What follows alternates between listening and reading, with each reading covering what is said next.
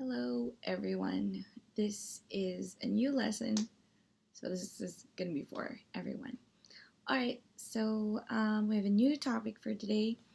It's going to be about Rumi. All right, so let's start. This will probably be divided into two videos, so it won't be too long. So it's also going to be easier to upload. All right, so anyway, again, let's make my face smaller. Right, if you're wondering if I'm wearing the same thing as I wore in my last video, yes I am. Is it a different day? Yes it is. Did I take a bath? Yes I did. Alright, so this is my quarantine uniform. Alright, so we are taking up three poems by Rumi. You have Granite and Wineglass, Buoyancy, and Music Master. So, just like what we did with Dante Alighieri, we start with just a little bit of sorry, that's my upstairs neighbor. A little bit of a background of the writer, so it can be your guide into understanding the stuff that he wrote. All right, so Rumi's full name is Jalaluddin Rumi. He's mostly called, yes, Rumi, but sometimes he's also referred to as Maulana. Maulana is not an actual name. It's kind of like a title. It means Lord, Protector, and Master. So he was born September 30, 1207, died December 17, 1273. He is a Sufi poet, and if you are wondering what Sufism is, there's a little, and of course my face is blocking it, there is a little description of what Sufism is down there. So it means it's a religion that is still based on Islam. So he was raised Muslim, but they're encouraging a much more direct personal experience with God. And even though they do refer, Rumi himself does refer a lot to the Quran, it's not a very, very strict kind of is a strict kind of treatment for religion. So that's a kind of environment he grew up in. He was born into a family of theologians. He became a theologian himself, and he also inherited his father's role as kind of like the teacher, or maybe the equivalent of a priest or a pastor for their sect of Sufism. So that's a kind of family life that he had. So it's very, very religious and intellectual as well. He's mostly known as a Persian poet, but he writes in Persian, Arabic, Turkish, and a little bit of Greek. And the reason why he writes in a lot of different languages is because they were mostly nomadic. If you look at here, so this is a small map of his family's movements. So he was born, so if you see there, 1207, he was born in Afghanistan. And so he stayed there, that's where he grew up. He spent his boyhood years, but then also around this time, around 1215, that was the beginning of the Mongol invasions, Mongolia, China, and all of that. So their family moved westward to avoid all of that, to avoid the Mongol invasion. So from Afghanistan around 1218, a few years after the Mongol invasions began, they moved to what is now Iraq. And then briefly they moved to Iran, and then they made a pilgrimage to Mecca, so that's in Saudi Arabia, then spent a little bit of time in Syria, and then by 1228, that's where 1228 in Konya. Konya is what is now known as Turkey. That's where his family eventually settled, and that's also where he raised his own family. So that's the reason why he ended up writing in a lot of different languages because of all of that movement westward in Central and um South Asia. Is it South Asia? Southwest Asia. All right, so that's him.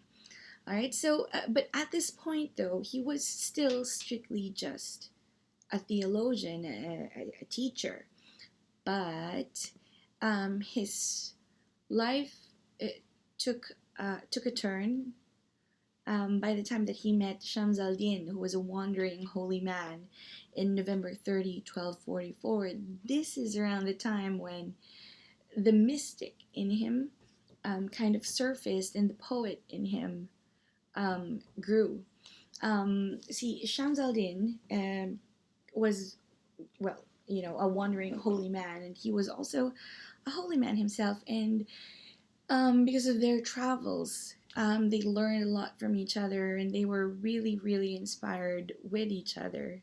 So they developed a really, really close relationship, to the point where his family felt a little bit neglected, and he was asked to leave at some point, but at some point before 1246. But then, when Shams al-Din left, um, Jalaluddin Rumi just felt uh, so depressed, so desolate, and just kept on longing for the company of Shams al-Din. So one of Jalaluddin Rumi's sons, Sultan Walad, he found Shams al-Din in February 1246 and brought him back to their family so that Rumi could be rejuvenated, because at that point he was already a little bit sick and dying. So it's not really known whether he was sick and dying because of you know um, either old age or something wrong with his body, or if he was dying of loneliness and of missing Shams al-Din. But he was finally happy when Shams al-Din went back, but his Rumi's family was still suspicious of Shams al-Din's presence, and they didn't like him. And by 1247, the official announcement is that he just disappeared without a trace. Shams al-Din by 1247 just disappeared without a trace, and there are certain rumors that he was killed by it's either he was killed by Rumi's family, or Rumi's family had him killed.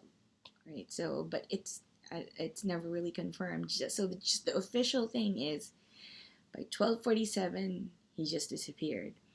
And it was at this point, when Shams al-Din disappeared from Rumi's life, that Rumi became a poet, and most of his work dealt a lot with. Okay, let's see where I'm going to place my face.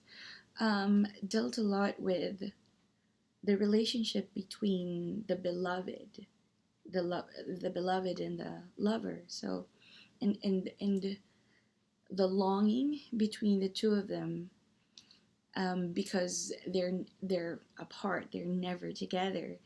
And before this becomes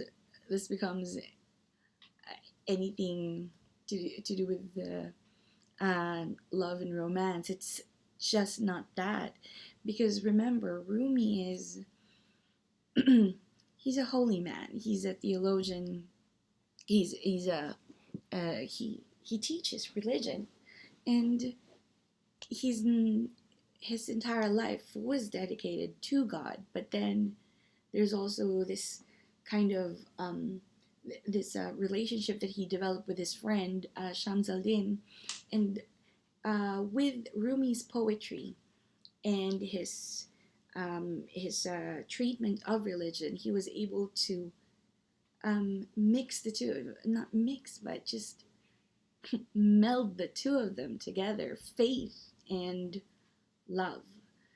All right, so he developed that kind of relationship between lover and beloved, and someone who is longing for God in the same way that someone who loves someone who's not there just longs for the presence of that um, beloved. So you will see this theme in all of Rumi's poems, most especially with the three that we are going to discuss. All right, so some of the more themes of Rumi's poems and his legacy are these. So I would discuss love, and the second one is religion is an individual's longing for the divine and the beloved. So we already tied that relationship between the divine, so longing for the divine or longing for God, and the same kind of longing that someone has for their beloved. But that part where religion is an individual's journey, it's that's where Sufism, the influence of Sufism, comes in. Right, so it's it's your personal relationship with God. It's got there's a lot. It's a lot less to do with tradition and um, pomp and circumstance and um, all the other um, things that one has to do for religion. He kind of narrows it down to this personal relationship with God, right? He was also a friend to a lot of people, and it doesn't matter if you were Muslim, if you were a Sufi kind of Muslim or Christian or Jew. He was friends with a lot of people because his poetry and the way that he talks about religion is very, very universal. It's very accepting of a lot of different faiths. It doesn't. That's what he wanted to work towards. He wanted to blur the distinctions between the different religions. Then there's also his belief that the path of the heart transcends religious doctrines. This again goes back to that personal relationship with God. It's um, Rumi himself and experience with Shamsuddin. He calls it, or the way of the mystic poet is you take the path of the heart. You must exude kindness and be kind, be charitable, love everyone, love your brother, love your enemy. So it's really a path of the heart more than believing in certain religious doctrines. And that's something that a lot of religions share. They have certain doctrines, certain belief system that you have to memorize and keep and follow very, very closely. He's not about that. His When you say it's path of the heart, it's always just to practice love and kindness. Right. So that's Rumi. I swear to God, what time is it? I don't know what my neighbor is doing. It's 8:35. All right. So I don't know. Okay, just please ignore that.